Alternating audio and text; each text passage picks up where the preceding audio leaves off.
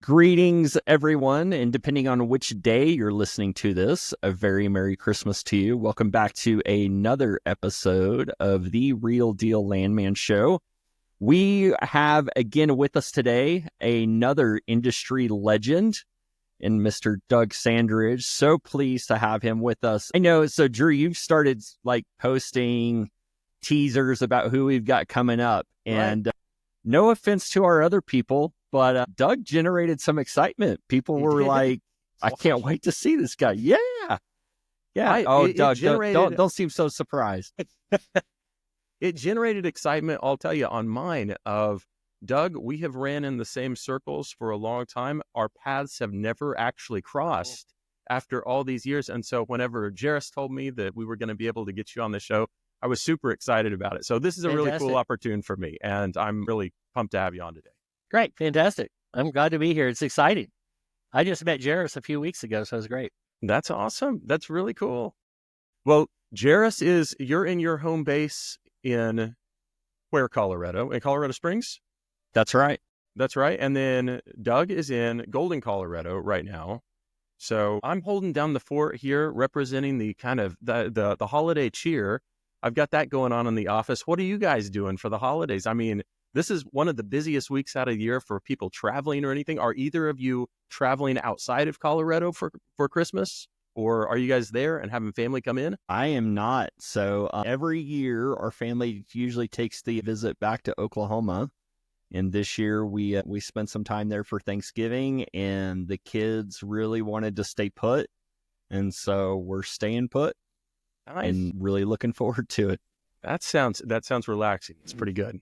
How about you, Doug? All three of my kids are grown, and we went to LA to visit one of my daughters for Thanksgiving, and my other two kids flew out to LA to hang out with them, and with my mom as well. And but we're excited to be here for Christmas, and all my kids are here coming in for Christmas, and my mom has already arrived. So yeah, everyone's here. That is going to be a packed house. That's a lot of fun. What is it like going to LA during holidays? Is it nice? Is it a mess? No, it's wonderful. I mean, especially if you're in Colorado and you're already shoveling snow, and to go out to LA for 3 or 4 days over Thanksgiving, what's not to like? We were at Santa Monica Beach, and it's beautiful weather. I don't think I would want to live there, but it's a great place to visit for a few days over Thanksgiving holiday for sure. Yeah. Fantastic. Yeah, that sounds cool. Well, Doug, we do have a special topic that we want to get into with you today, but for the very few people out there who may not know who you are, tell us a little bit about your background. Are you a landman? What is your career been in the land profession? What are you currently doing these days? Yes, I am a landman. I grew up, my father was a petroleum geologist, and most of my childhood was spent overseas in Europe and Africa, South America, different places. And then I finished high school in Midland, Texas, of all places, and wound up going to the University of Oklahoma. And my father is deceased, but he retired from Phillips after almost 40 years. And my mom still lives in Oklahoma, so I'm back in Oklahoma quite a bit. So I graduated from University of Oklahoma with a degree in petroleum land management. That's what we used to call it in the day. And amazingly, I was started out in architecture, and then decided to transfer in the College of Engineering. When my sophomore year in college, I didn't know what kind of engineer I wanted to be. I was just taking the basic classes. But I declared myself to be a nuclear engineer, mainly because it sounded cool. It does sound cool. Not that I had a lifelong passion for nuclear engineering, but it was a cool thing to do. And then my sophomore year was when 3 Mile Island accident happened in Harrisburg, Pennsylvania. And so everyone was bailing out of nuclear. And so I ended up back in the oil and gas business like my dad. And so I've been in the oil and gas business since I started my first job in high school in 1975. So July 16th of next year, I will have been working in some phase of oil and gas for 50 years. Oh my gosh. That's amazing. That's really cool. And so what towns were you in Oklahoma City to start off with? I started off, well, when I was born in Fort Benning, Georgia. We quickly moved to Athens, Texas, and then to Bartlesville, Oklahoma City, Amarillo, just the whole gamut before we moved overseas. And then after college, I lived in Oklahoma City for a number of years, in Denver, and also in Wichita Falls, Texas. So all my kids were born in Wichita Falls. It's amazing. So you've done some consulting work. Is it EE3 LLC? Was that one of the companies? Yes, I have mostly worked for small companies. I worked for a couple of a little bit larger companies. I worked for Forest Oil for a while, and that was a little bit larger animal. But mostly I've worked for small companies, startups. And E3 was a private equity startup. We did purchase some properties that were owned by EOG and proved up a Niobrara project up in the mountains, believe it or not, the mountains of Colorado, up near Walden, not far from Steamboat. And then we flipped it to Sandridge Energy. Sandridge Energy, the name is purely coincidental. I was teeing you up right there. I just could not wait to be like, you're selling yourself short. You've got a building named after you downtown in Oklahoma City. I mean, they always assume that. And it was funny because my father was a geologist and he was living in Oklahoma, and he always assumed that someday when he retired from Phillips, he'd probably start his own consulting firm, probably not do anything except have an office and a Wall Street Journal and go in every day to get out of the house.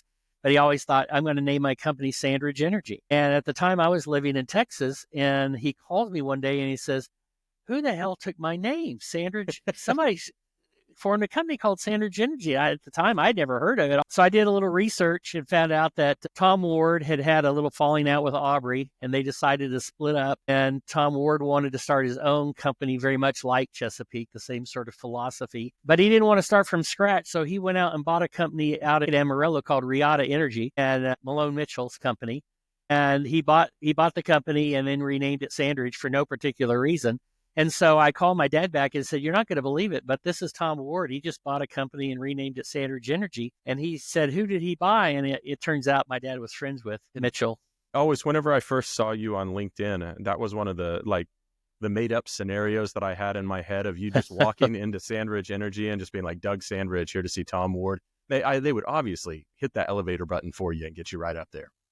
And the funny thing was, so we sold EE3 to Sandridge Energy, and then they hired me to do some work for them. And so Doug Sandridge goes to work for Sandridge Energy, but it's totally coincidence.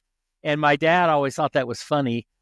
He pretended to be mad, but he took advantage of the Sandridge Energy name because he lived in Oklahoma City, lived in Norman. And so he would always be assumed to be mistaken.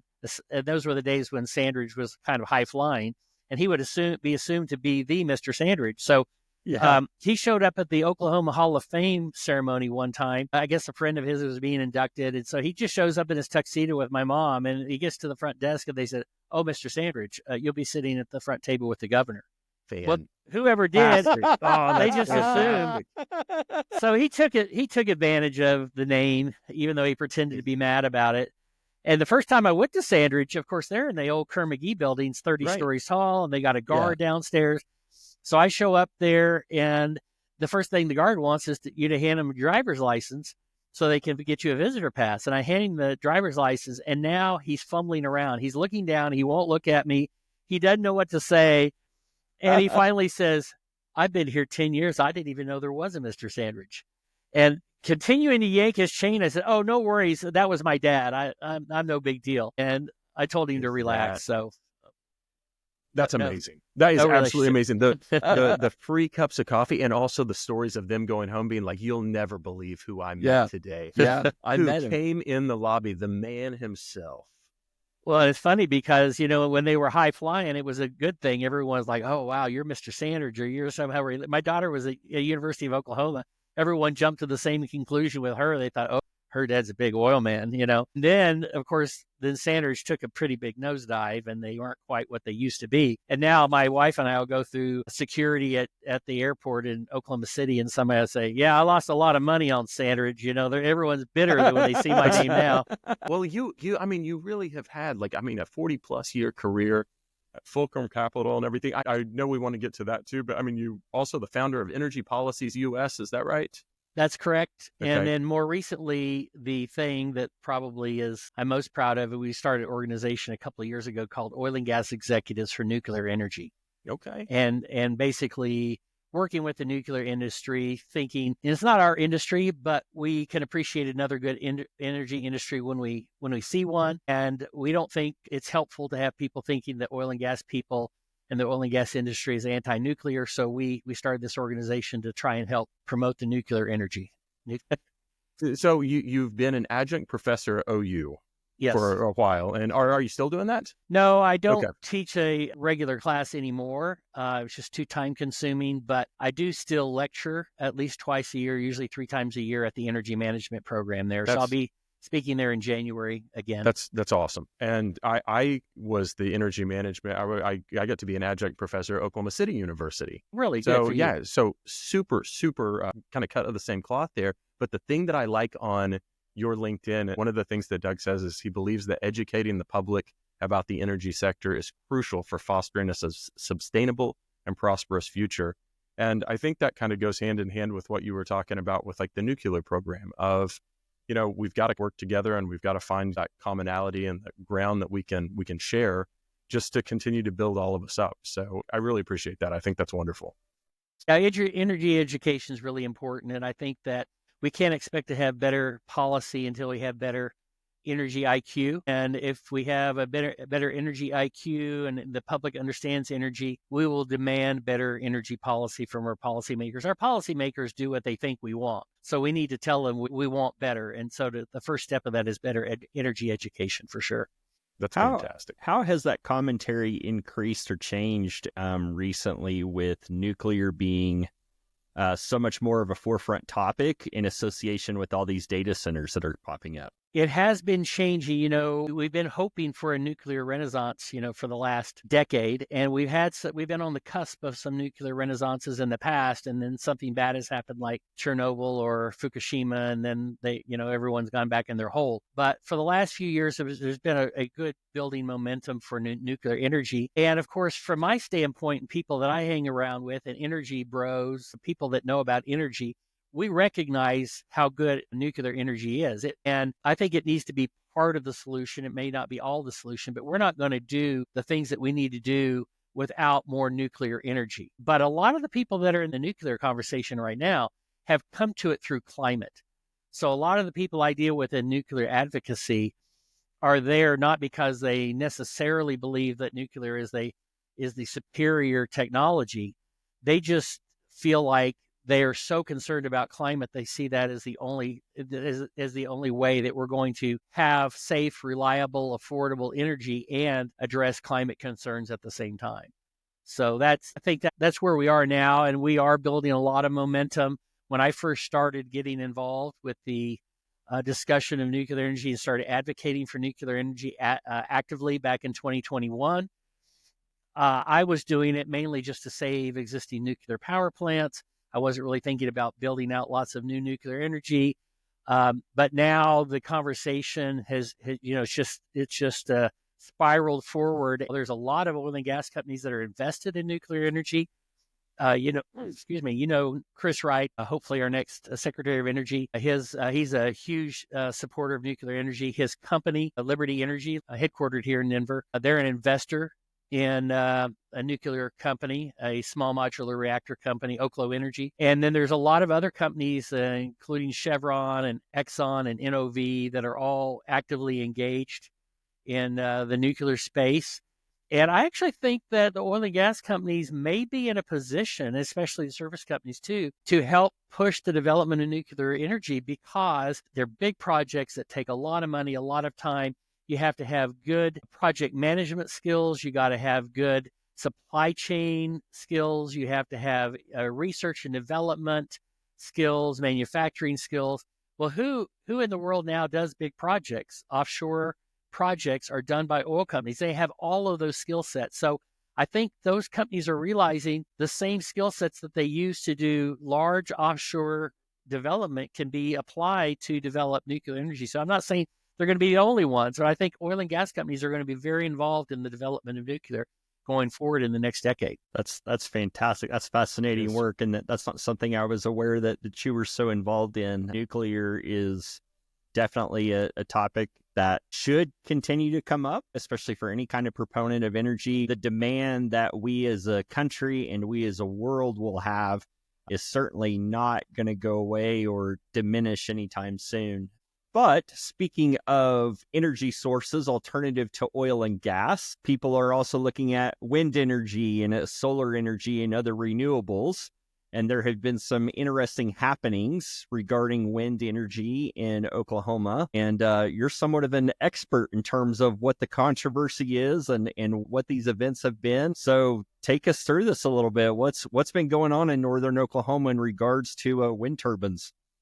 So I want to, first of all, I want to acknowledge Robert Bryce. I'm sure you guys know Robert Bryce pretty well, and he's a friend of mine. But he is the first person who brought national attention to this issue of the Osage wind farm. Anything I've done is, built on his shoulders, and he's the one who first broke the story last year.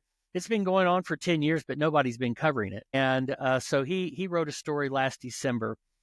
And it's about a wind farm in Osage County, which is located in northeastern Oklahoma, up by Tulsa, just to the west of Bartlesville, northwest of Tulsa. And it all starts on the Osage Reservation, which is basically the extensive Osage County. And the first wind farms were being developed in Oklahoma in about 2001. So we have a lot of wind in Oklahoma. There's no reason why Oklahoma could not be a premier developer of wind energy. And the capacity factors of wind in Oklahoma are above the national average. So it's not a bad place to operate, but not everybody wants their wind farm in their backyard. And I'm not going to speak ill of wind as a whole. I try and be more fair-minded and open-minded about, as a professor and as a teacher and lecturer, and I'm not out to demean, anybody else's energy. So anything that I say here today about that wind farm is not intended to be a blanket. It's not meant to degrade or demean wind energy as a whole. It's a very specific case, and I want to say that. And so this story gets started. The history of the Osages, for me, is extremely, extremely interesting, and it really puts the story of the wind farm in context. So the Osage tribe really began, or it's been around for thousands of years. They immigrated here at some point from across the Bering Strait from Asia. But the Osage tribe, as we kind of know them today, has probably been around for 700 or 1,000 years. And they were located primarily in the Ohio Valley area of Illinois. If you look at their historic range, they might have gone as far as eastern Colorado, Kansas, Oklahoma, northern Louisiana, Arkansas. And as the western expansion of Western Europeans continued to march, all of the tribes were put under pressure for land and resources. And the Osage, they observed how a lot of the other tribes were dealing with the white man or the Western European, and they learned some lessons. They decided early on that one thing they could do to help themselves was to be better educated, because if they could be better educated, they could be in a better position to push back against the Western European expansionism. Now, the tribe was pushed off of their native lands. They were eventually pushed onto a reservation in southeastern Kansas. And early on, they recognized, as I said, the need for education. So they actually petitioned the U.S. government to provide Jesuit priests to their tribe, not for the purpose of conversion, but for the purpose of educating them, giving them more of a liberal Western education. And then it was in the 1870s, I believe 1872, when the tribe was told that they needed that land in Kansas and the U.S. government was going to take that reservation away from them. However, the U.S. government purchased it from them, not saying it was a fair price, not commenting on, whether it was a good deal, but the U.S. government did pay them for the reservation. And now they were on their own to figure out what they're going to do. They took the money that they got for the reservation southeastern Kansas, and they were looking for a new homeland. And they went to Oklahoma, which at that time was still Indian territory. And a lot of other tribes had been pushed from the southeastern United States, from the northern United States, even from the southwestern United States into the Indian territory. And they found that the Cherokee tribe had a lot of land, but was cash poor. And they made a deal to buy some of the Cherokee reservation. So Osage County was originally part of the Cherokee reservation, and they paid the cash the U.S. government had paid them. to buy that reservation. And now they own their own reservation, which is essentially the boundaries of Osage County. Interesting. So they own their own land, and they're still at that time a sovereign nation within the boundaries of what the United States was claiming as their nation. The United States is claiming that, but each of these tribes still had their own sovereignty and is a nation within a nation. We've heard stories a lot about how Indians or Native Americans, First Americans, however they want to be referred to, how they a lot of times their kids were forced to assimilate, were taken away from the tribe, sent to schools. That's just terrible, a tragedy. That is not something we should ever be proud of. The Osage, on the other hand, actually had their kids more educated in the Western ways. They took some of the money they got from the sale of their Kansas reservation and helped pay for a school in Pennsylvania. Mm-hmm. And they voluntarily sent their kids there to get a better education, again, so they could be better prepared to deal with the Westerners, the Western Europeans.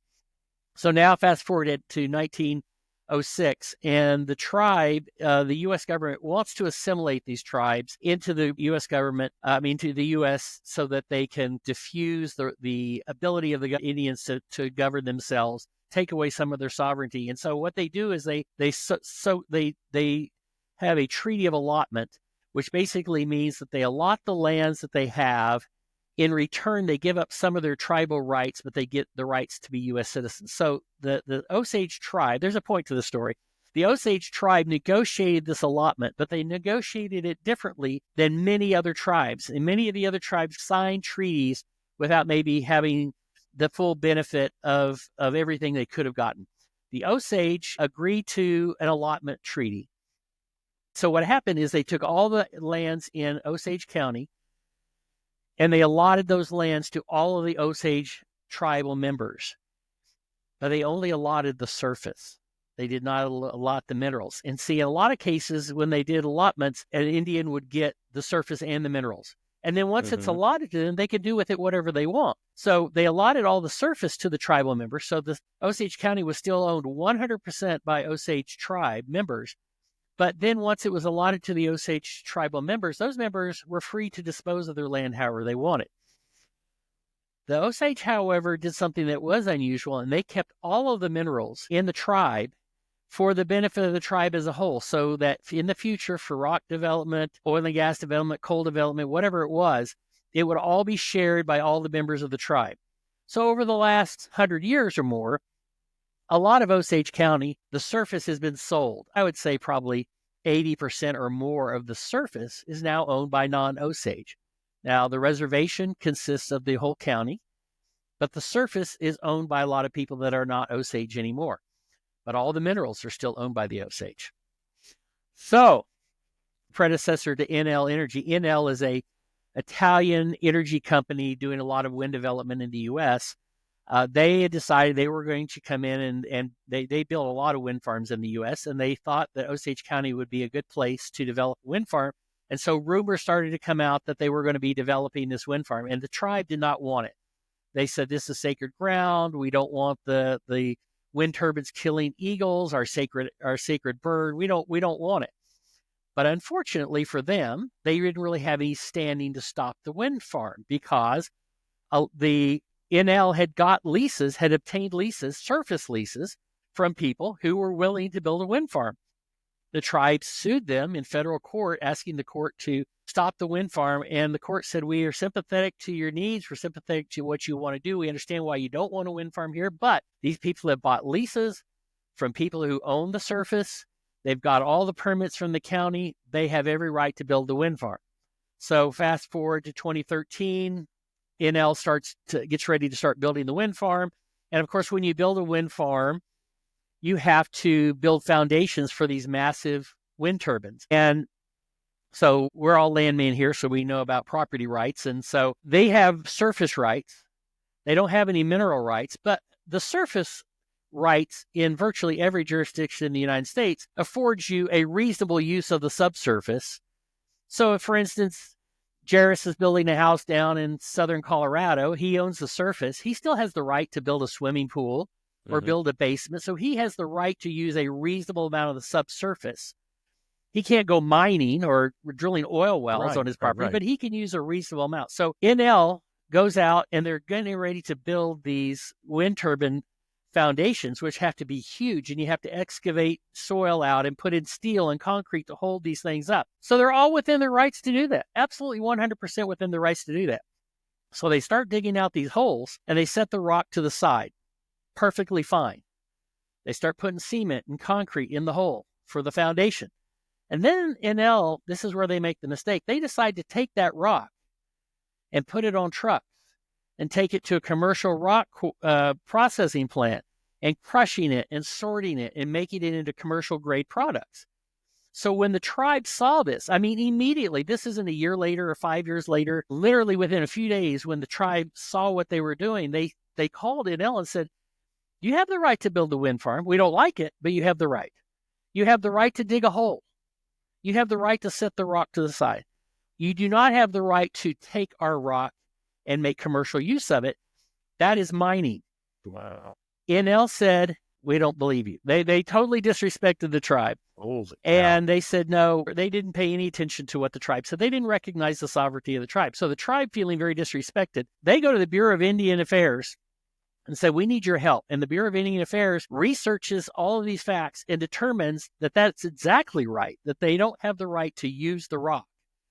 So the Bureau of Indian Affairs sends a cease and desist letter to NL's headquarters in Rome and said, you can continue building the wind farm, you can continue digging holes, but you got to stop making commercial use of the rock because you have no permit for that.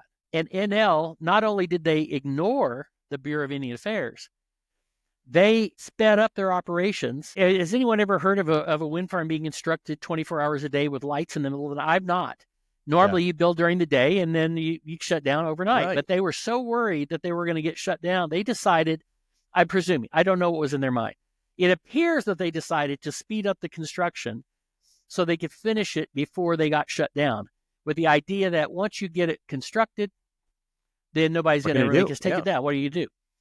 So they completely ignored it, continued to build the wind farm, finished the wind farm. Of course, then they start producing energy. They get 2.5 cents per kilowatt hour for every kilowatt that they produce. And so they're making a lot of money out here, but they have been illegally mining the rock to construct the project. The federal government decides they will sue NL on behalf of the tribe because the U.S. has so much greater resources, legal resources. So this works its way through the federal courts for 10 years until December of last year. I think it may have been a year ago today, on the 23rd of last December. And what's happened is, if NL had just done the right thing, they would still have, they'd be fine. They would have got a slap on the wrist. They would have been charged probably a fine for trespassing, a few $100,000. They'd have been charged for the rock that they took out. But that's it. It would have been a very minor thing. But instead, they continued to poke in the eye of the tribe, the Bureau of Indian Affairs, the U.S. Department of the Interior, and now the federal court, and worse, the federal court judge.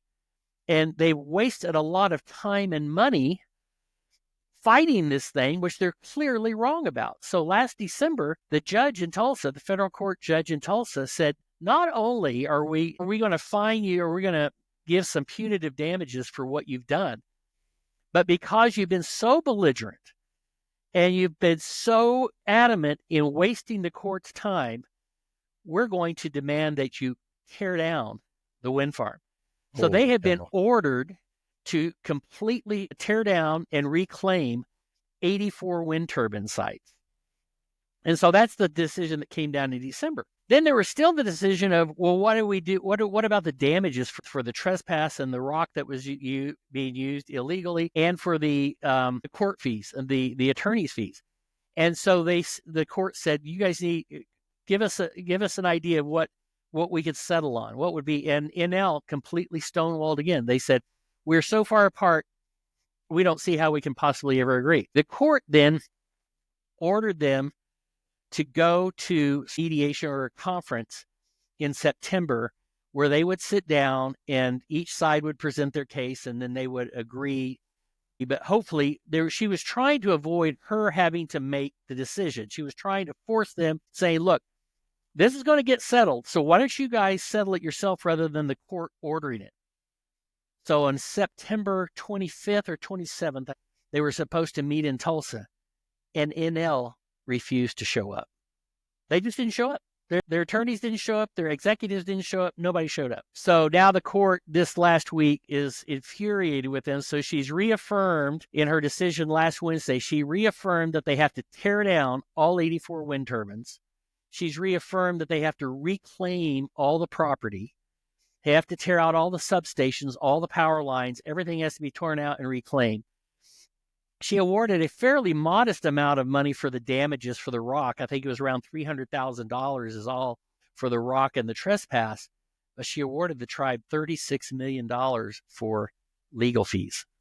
Oh my And that just came down the pike last week. So we'll see. I mean, NL has been belligerent from the very beginning. And again, I want to emphasize this is a blemish on NL. This is not a blot on all renewable companies. It's not a blot on all or wind companies, but they have just really given the industry a black eye. So, and I know this is a very particular set of facts and circumstances. Is there anything from this case and this incident that will have precedent in other projects? You know, the fact of them taking the rock out constituted mining, is that going to become a universal definition that is true for all wind projects or for any kind of industrial projects? I think it is going to be true for other projects. However, I have talked to, as you might imagine, I'm sure you guys do, I know a lot of people from our industry, from landmen, who are currently working doing renewable development. Yeah, sure. They're buying leases. Yeah, for sure. And I've talked to everyone I've talked to, and has said the same thing. If you don't want to use the rock, then you don't need a mining permit. And a lot of times the rock isn't of the right quality to use if you're digging it up, or you'd rather just bring in cement from the nearest town or whatever. And then if you do want to use those materials, well, then that needs to be part of the lease, whether it's with the surface owner. If they also own the minerals, then the surface lease needs to also give you the rights to mine the minerals. Or if the mineral ownership is severed, like it is in this case, where the mineral ownership is different than the surface ownership, well, then you have to make a separate deal with the mineral owner. But I have not found a single person that I know working in this industry who is not aware of that, who is not already doing that. We all know as landmen, if you're going to use the mineral estate, you need a lease covering that. Mm-hmm. And so, yes, I think that it has set a precedent, but I think most people almost everybody is adhering to the rules. It's just NL decided that they didn't understand property law in the U.S., or they didn't want to believe it, or they just didn't want to recognize the tribe. I would love to know internally who was advising them to make all of these. It seems like there's so many opportunities there that they could have rectified this, or that they could have avoided what is, inevitably going to come. They got a lot of $1,000 an hour attorneys from New York and Oklahoma City and Tulsa all working on this project. I'm quite certain that the attorneys that were working on them had to have told them. They had to have been advising them, and they were just deciding not to take the legal advice. That's what it looks like. Unbelievable. Did NL ever have any kind of press releases or commentary that defended their actions or why they felt like that they were in the right? I'm not aware of anything that they've said since the judgment that came down last December. Now, prior to that, they continually had press releases and public statements saying, we never mined.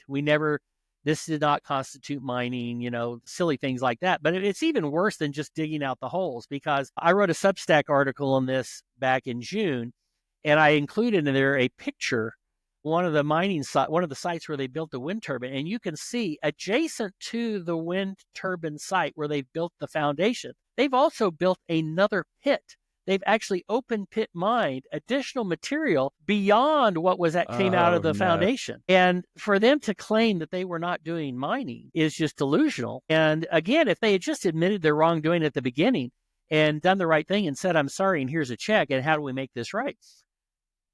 The wind farm would be fine.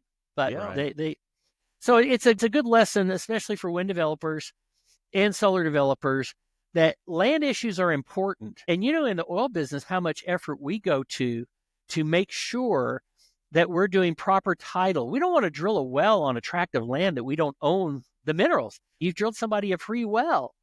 And so we do title searches before we buy the leases. Then we do title opinions before we drill the well. We do division order title opinions after we drill the well.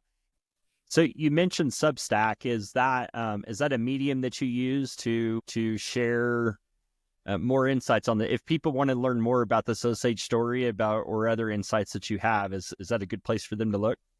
Absolutely. I started this a couple of years ago, and we love Substack because it's a way of writing where you're not subject to any sort of censorship. You're responsible for your own content. Reader beware. I love it. And so on Substack, you can either charge for your writing or not charge for your writing.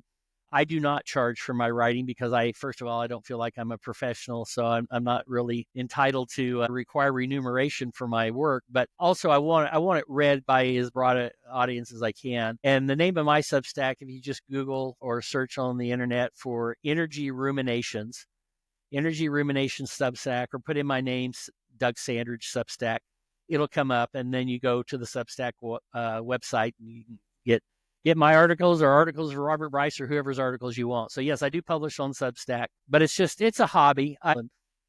And more importantly, I want to make sure that I, make my kids proud of what I'm doing. You can tell just on the time that we've talked to you today, and I mean, what you're doing with Substack and what you've done just through OU and everything else, the education, and just exactly what is on your website of trying to, give that fostering relationship for educating the public is just at the forefront for you. And I think there's nothing more. That's a very braggable thing. That's wonderful. Well, I don't. Thank you. I don't do exclusively Native American subjects. I do all sorts of energy subjects, whether it's wind, solar, nuclear, whatever the subject is. I write about all things energy. But just so happens I do have a new Substack coming out the first week of January, which is about another Native American issue out in California. So I'll just tease it a little bit. That's great. Hopefully in January. So if you are interested in checking out Doug's writings and be able to get kind of a more in-depth look at a lot of these different subjects, check out that Substack. So where can people find out? Just mostly LinkedIn, or do you have a list of where you're going to be? I think LinkedIn's probably the best site, the best way to contact me. That's the one that I pay the most attention to. So to contact me to see what I'm working on, if you want to talk to me about speaking or coming and talking to somebody about a subject, that's probably the best way to reach me. I think that's fantastic. And your LinkedIn, honestly, is one of the better energy ones out there. It's not only just educational, but it also has some really cool stories. And just the recent one about St. Andrew's Golf Course, I thought I absolutely loved that. That was fantastic.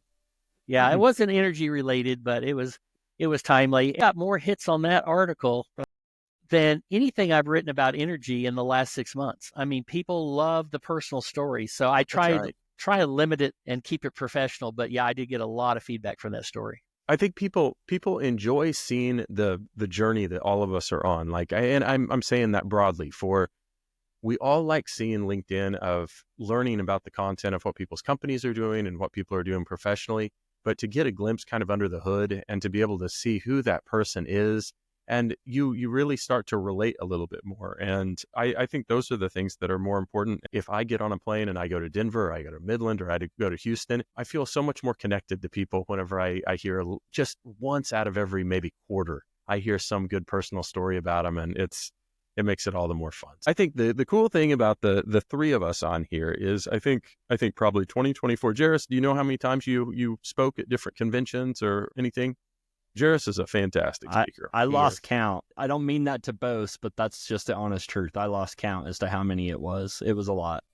I have seen a couple of them. I always enjoy them. Doug, I haven't seen you in person give a speech, but I just the educational background that you gave on Oklahoma history.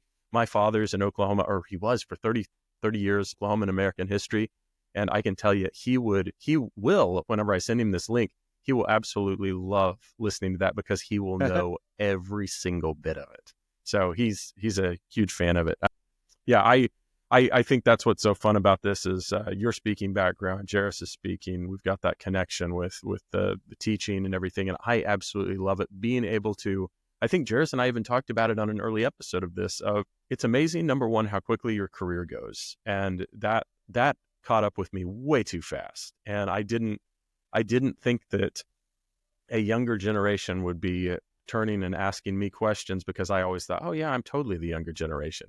Not at all. And the white in the beard definitely proves that. But to be in that era now of where I can go and speak at these different places and be able to share what little wisdom I have gained along the way and what this industry has meant to me and how I want to make sure that it's taken care of. Let's be clear, this industry is not going away. That's right. Not anytime soon. Last year, we used and produced more crude oil than any year in history.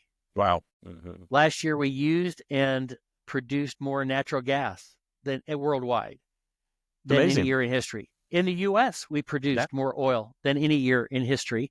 And we set a record in 2023, and unless something happens the next few days, we will have set another record for coal use this year. It will be the highest year of coal use in the world history this year. I'm not really kind of editorializing whether that's good or bad. I'm just stating the fact that those are facts.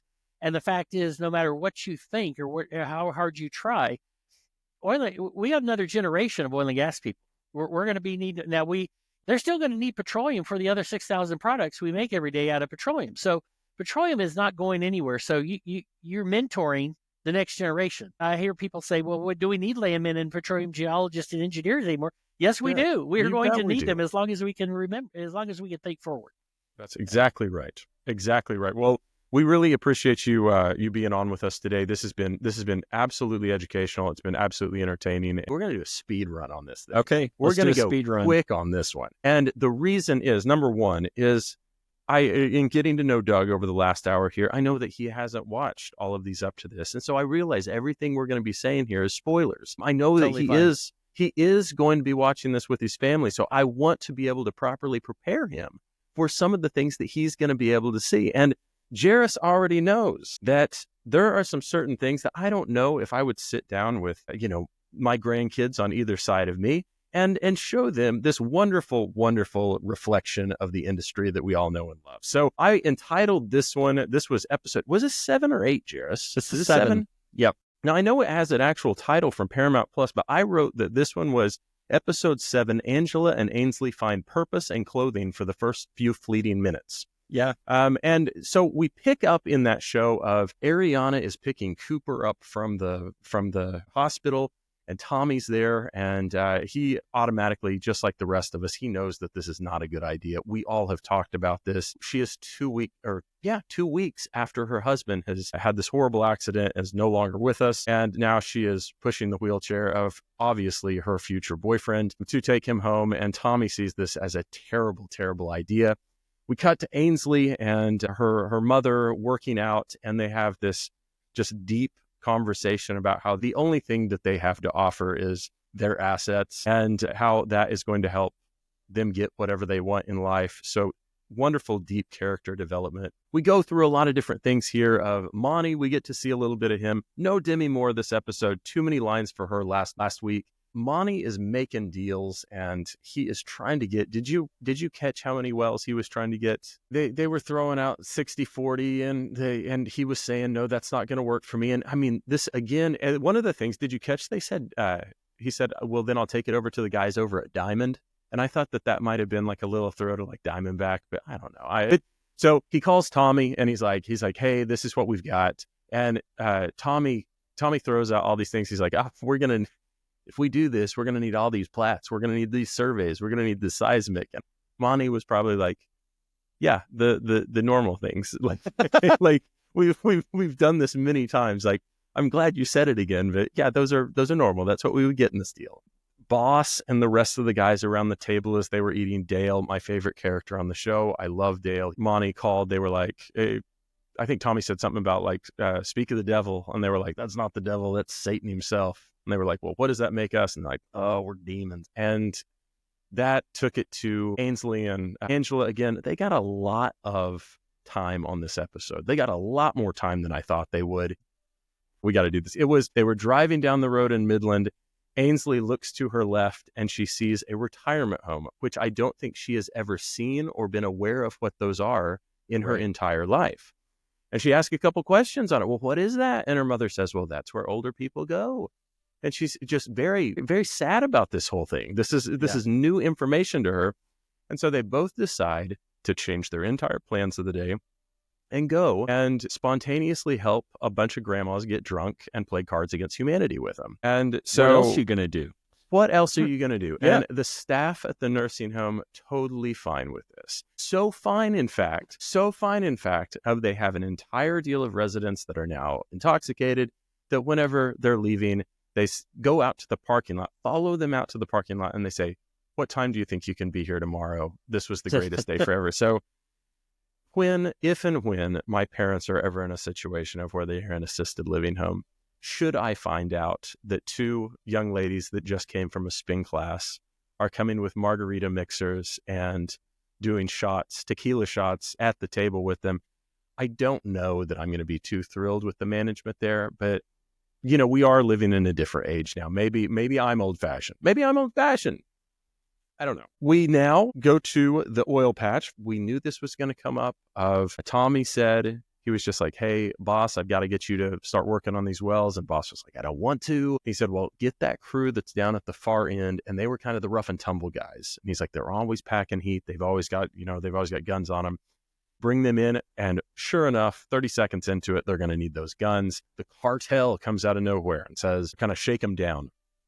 All the guys pull their guns out, scares the cartel guys off, but that's not going to be the end of it. Tommy makes a couple of good one-liners, leaves. But then we get to another wonderful part of his daughter is finally able to go to a patch party, which is a big deal in Midland, I know. Well, Doug, you lived in Midland for a while, so I'm sure you attended a ton of these things. What that is high school kids are going to go to a working pad site with as much alcohol as they possibly can fit in their trucks, and they're all going to get drunk and make wonderful decisions. And so Ainsley, on full display of her mother's charm and modesty, immediately picks out the high school superstar quarterback that is going to Tech, that is going on scholarship, immediately goes up to him and starts telling her plans.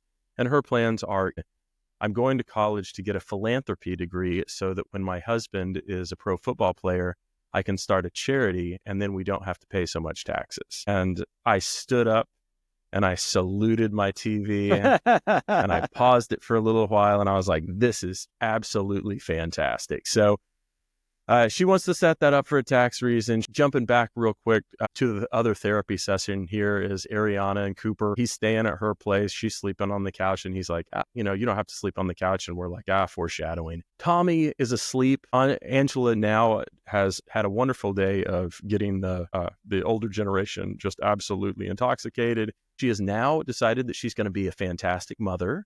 And so she starts sobbing in bed of, oh my gosh, my daughter, I'm tracking her location. She's out in the middle of a patch. She hasn't moved for a while, like she's dead or something like that. She wakes Tommy up.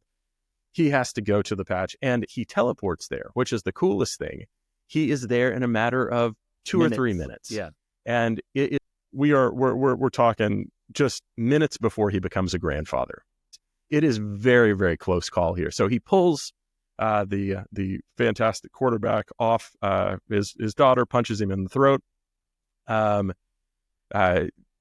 Jerris, what am I leaving out here? I mean, we're moving fast here, but are you seeing anything that I'm not? Because the other piece we've got to that scene is the cartel guy that's watching all this through night vision goggles. Night vision. So obviously that's right. More foreshadowing. And so my question is, does Ainsley get kidnapped and held for ransom in the next episode, or is that going to be the season-ending cliffhanger? Because obviously, I think the cartel was watching her, not watching Tommy, and they're getting ready to use the 17-year-old as leverage. I mean, but if you think about that too, that guy was just standing out there watching these kids party with night vision goggles, just watching this. I mean, is that maybe he was for bummed Midland? that he wasn't invited to a patch party? I don't know. I mean, maybe it did look. It was fantastic.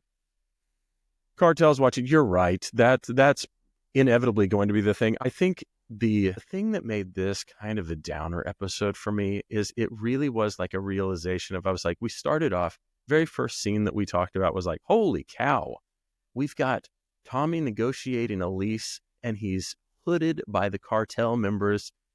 A plane is getting plowed into. Like, I mean, there's a lot of stuff going on. And now we have tried, it feels like, and I'm getting too into it, it feels like they're trying too hard to like push that family element into it. And they're like, hey, we've really got to show you like who the daughter and who the wife are. But they don't have a lot of character depth episode after episode, and there's no real redeeming quality. So I'm sorry if that ever gets back to either one of the lovely actresses that play those parts, but good night. Like it's really something. So Tommy takes Ainsley home and he says, just lie to me next time. Like we're tracking your phone. Like just tell me nothing's happening and I'll be fine with it. As just wonderful fatherly advice to all of us out there. That's how I would definitely do it with, my two lovely daughters. Let's see. At the very end here, we go back to Cooper and Ariana waking up in the morning and like, we're like, will they, won't they? Are they going to kiss? Her husband's been dead for 2 or 3 days now. It's not that big a deal. Like, it's time to move on.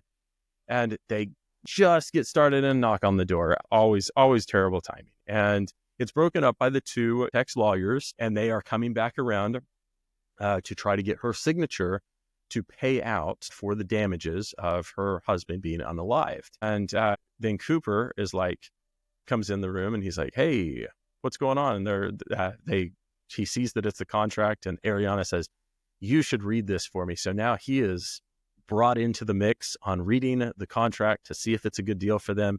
And the last line of the show is, are you, what was your name? I'm Cooper. Cooper Norris? We've been looking for you everywhere, or whatever. I don't know. Like, Jerris, this is your show. Thoughts? So I like to go back and read recaps and look at things from the episode. And in doing so, I discovered that a website called Soap Central is tracking Landman and the episodes that are upcoming and what's happening. So the fact that a soap opera website includes the Landman show within its library of interest, I think that tells us everything we need to know. That's pretty telling. I still stand by the thing of where I love seeing every week. I love seeing the comments that people put out on LinkedIn, and we kind of search around a lot of other social too. There's so many people within the industry that are saying, it's totally Hollywood. This is completely out the realm of what the normal day to day is, obviously. But there is a good subculture of people that, I mean, this really is what they're looking for. Kind of that Texas, and very similar to the Yellowstone and the rest of them of, hey, it's got a lot of drama. It's got all the different pieces of the puzzle that people are looking for. And, you got the cartel, you got the crazy. Hey, again, I go all the way back. Everybody on the show needs therapy. We need one episode of where it's just people just going into an office, just sitting down with a therapist for like 10 minutes at a time. And we would be able to fix a lot of this stuff. Except Dale. Dale's the only real guy. Dale's...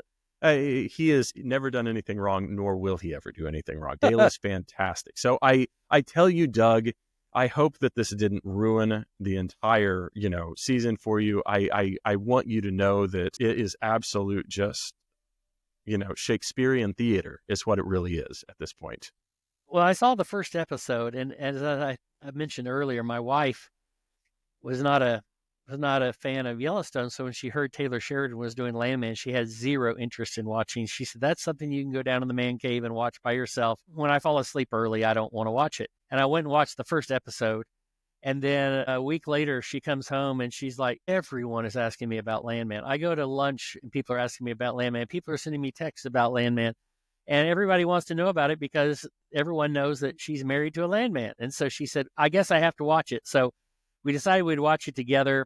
But we were waiting for Christmas because my kids were coming into town for Christmas, and everybody was going to watch it together to see what Dad Billy Bob Thornton, what he does for a living. Well, the first words out of your mouth, let me just tell you, and I need you to do this. Whenever you all are, you've got the Yule log on the fire and you're going through like episode 2 or 3, I just don't say anything, no reaction, no anything.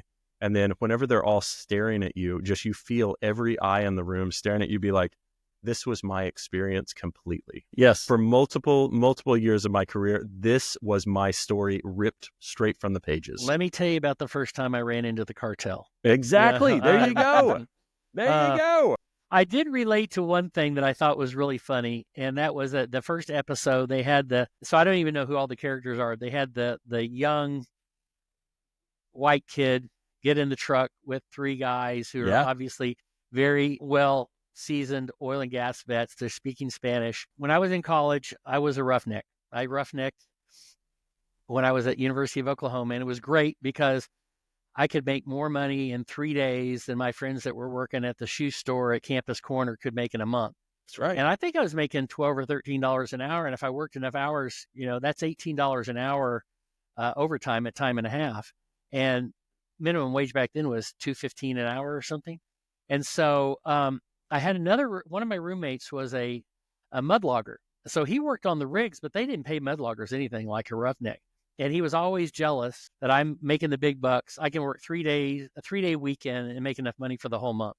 And he's begging me, take me with you. I want to be a roughneck. And I think he somehow imagined in his mind, if he just went with me, then I could show him the rope. And all he needed to do is just stand close. And he didn't know any of the names of the wrenches or the elevators or, anything. Right. But and so finally I just got worn down and said, okay, I'm going out this week. And what you do back then is I'd go out to El Reno in Oklahoma, west of Oklahoma City, go to one of the rig companies. And on Saturday morning, you get there 4 or 5 in the morning and you write your name on the bulletin board and you put, I'm a derrick hand, I'm a floor hand, whatever. And then you wait there until it's apparent that somebody's not showing up for the next shift. And so I write my name on the board and he writes his name on the board. Neither of us thought this through because I assumed too that I was going to help him figure out, I was going to spend a couple of days with him and I would show him the ropes so that he, could be a roughneck. And so after we're sitting there for an hour, they come out and they look at the board and they said, Sandridge, truck 17, you're going to Elk City. Crawl, truck 4, you're going down to Ardmore. So we're going to 2 different places and 2 different crews. Well, I knew what I was doing. He gets in a crew, so he not only doesn't know anything about oil and gas, but the crew he got put with didn't speak any English. So he goes out on the rig for the very first time, and not only not know the tools, the jargon, what to do, what goes first, what's safety to do, but he couldn't even understand anyone to tell him. And of course, the rig hands were horrified that they got this greenhorn who didn't know anything. And we still laugh about it today. He never went out on the rig again. He went back as a mudlogger, but he never rough-necked again after that one day. So anyway. Funny. Hey, let me tell you, we have enjoyed all of this, Doug. This has been fantastic. I cannot appreciate you being on this enough.